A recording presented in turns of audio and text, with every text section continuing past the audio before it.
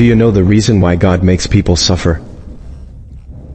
The Almighty Allah says, وَلَقَدْ صَرَّفْنَاهُ بَيْنَهُمْ لِيَذَّكَّرُوا فَأَبَى أَكْثَرُ النَّاسِ إِلَّا كُفُورًا. I distribute blessings among them in various ways so that they remember, but most people do nothing but ungratefulness. Assalamu alaikum wa rahmatullah. Dear viewers, today we want to discuss a very important topic. We want to discuss in detail the various sorrows and hardships in our lives, the uncertainty of life and livelihood, and financial difficulties. We want to explore the real reasons why these disasters and tragic events happen in our lives. Dear viewers, a common question among Islam haters is, if there is a God, why are there so many natural disasters? Why are there so many earthquakes? Why are there floods? Why do so many people die in accidents? If there is a creator, why does he cause so much suffering and danger to people? If there was a creator, he would have helped his creation and not put them in danger like this.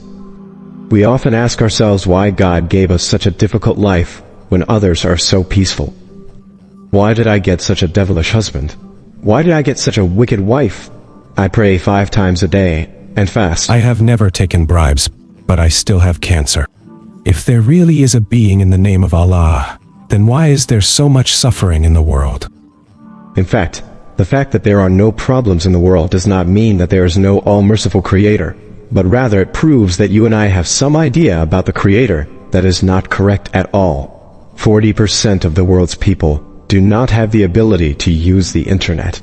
10 to 15% of people use the internet without knowing about it. While you are watching this video, at least 1 out of every 7 people in the world is hungry or undernourished. If you are eating, at least 1 person dies every minute in Bangladesh. While you are watching this video, at least 3 people have died. You are still alive.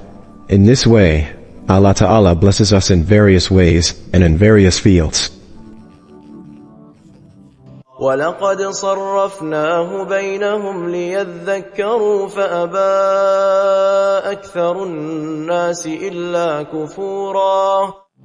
We distribute blessings among them in various ways so that they remember, but most people do nothing but express gratitude. If we were to count the blessings of Allah, we would never be able to finish counting them, but most of the time, despite receiving such immense blessings, we do not express gratitude, but rather express ingratitude.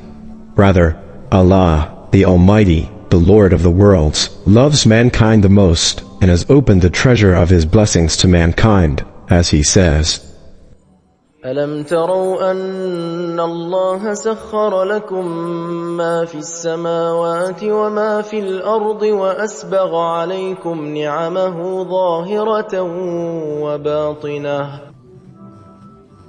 Allah has subjected everything in the heavens and the earth to your service, and has completed His visible and invisible blessings upon you.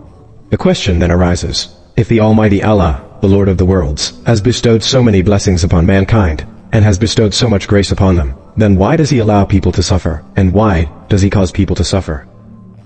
What is the benefit? Allah Almighty Himself has answered this question. Why does He cause people to suffer?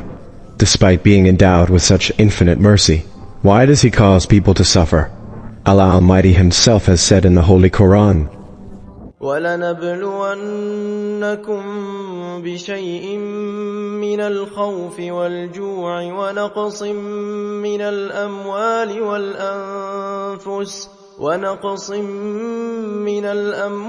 وَالْأَنفُسِ وَالثَّمَرَاتِ وَبَشِّرِ الصَّابِرِينَ. We will test you with something of hunger, loss of wealth and lives, and destruction of fruits and crops, but give good news to those who are patient. This means that Allah will test us. He gives us hardships to test us. This is His constitution. This is His rule. This rule does not apply only to us, but He did the same to previous nations.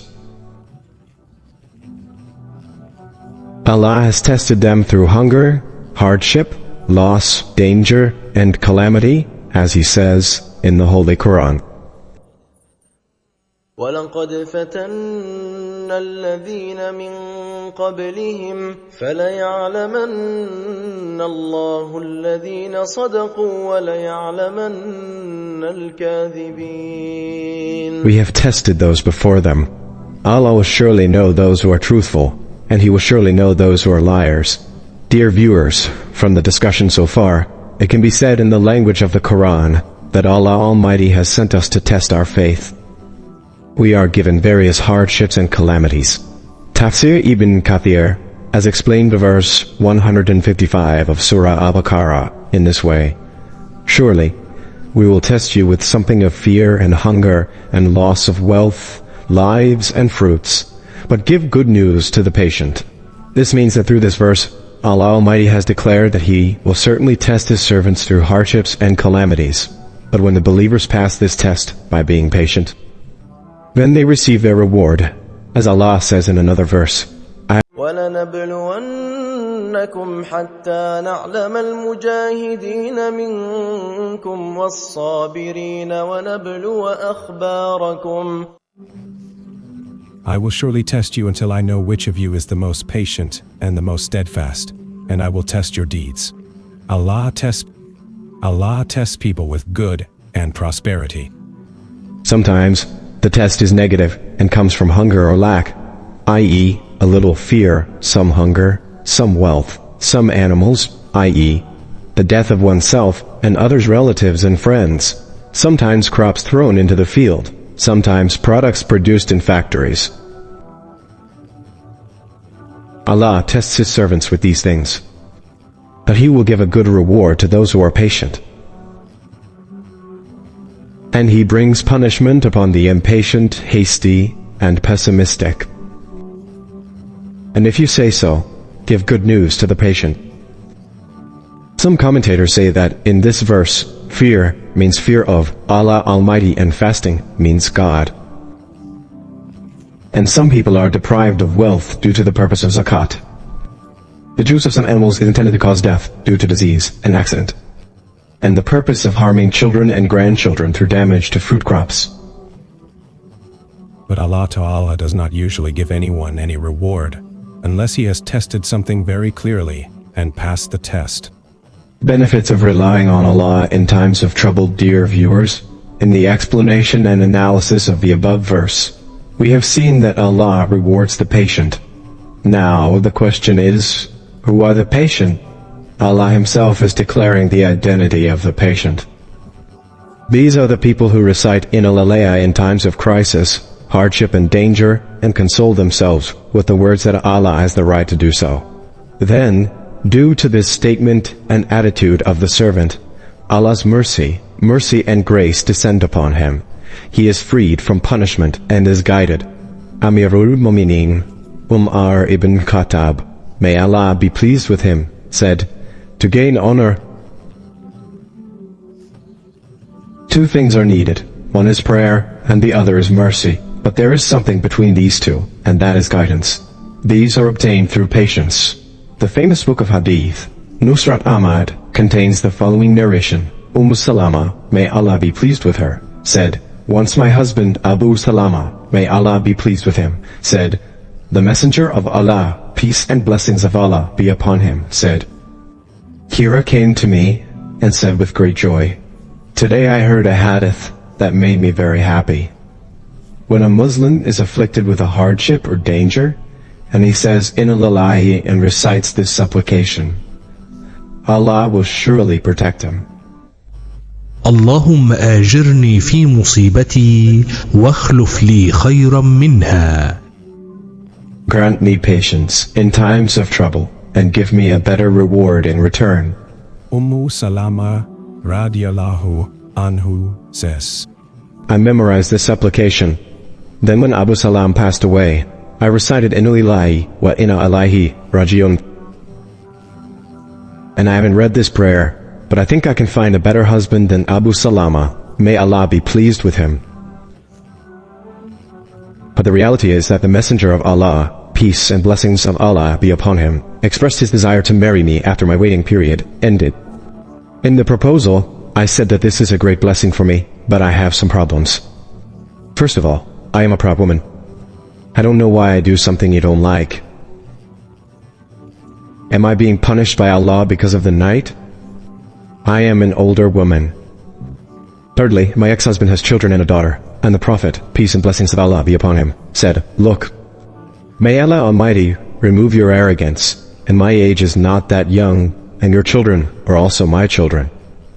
I heard this and said, O Messenger of Allah, then I have no objection.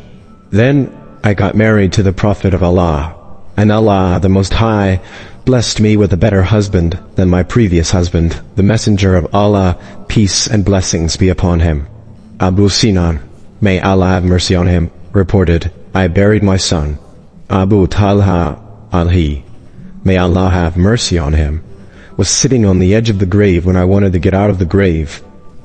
Then he took my hand and said, O Abu Sinan, shall I not give you some good news? I said, Of course. He said, The Messenger of Allah said, When a child of a servant dies, Allah asks the angels, Did you take away the child of my servant? They say, Yes. Allah asks again, Did you take away the piece of his heart? Really? They say. If you ask again, What did my friend say? They say he praised you, and recited, Inna lillahi wa inna ilaihi raji'un. Hearing this, Allah Almighty said, Build a house for this servant of mine in paradise, and name it Baitul Ham. It is not a house of praise, or a house of praise, because the inhabitants of this house have trusted me, and praised me, even after the servant was in danger. Dear viewers, from all the verses and hadiths that we have mentioned so far, it is clear that Allah will test us with various dangers, hardships, losses, etc., before we know it. The people who came were tested by Allah in some way or the other. He will also test us in some way or the other. We have to pass that test. Through this test, it will be revealed who is patient, who is trusting, and who is ungrateful and pessimistic. If we can pass this test, the reward is heaven, and if we can't, hell. So we have to be patient. Because Allah has already told us that He will test us through calamities, sorrows, and hardships. Since we have been told that we will be tested before, we have to pass that test. If you failed this test taken by Allah, there is a punishment called, if you do not pass this test and go to hell, then you will have to go to this hell.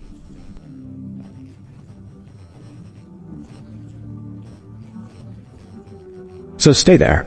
You cannot blame Allah in any way because Allah has already told you through the Quran that He will test you. So always be patient, trust in Him, and be grateful to Allah. May Allah, the Lord of the worlds, grant us all the strength to be patient in times of danger. May He grant us the strength to be patient in all sorrows and hardships. May He grant us the strength to be patient in times of financial hardship. May He grant us the strength to be patient in times of illness and grief. May Allah grant us the ability to be patient even when we lose our loved ones. Amen.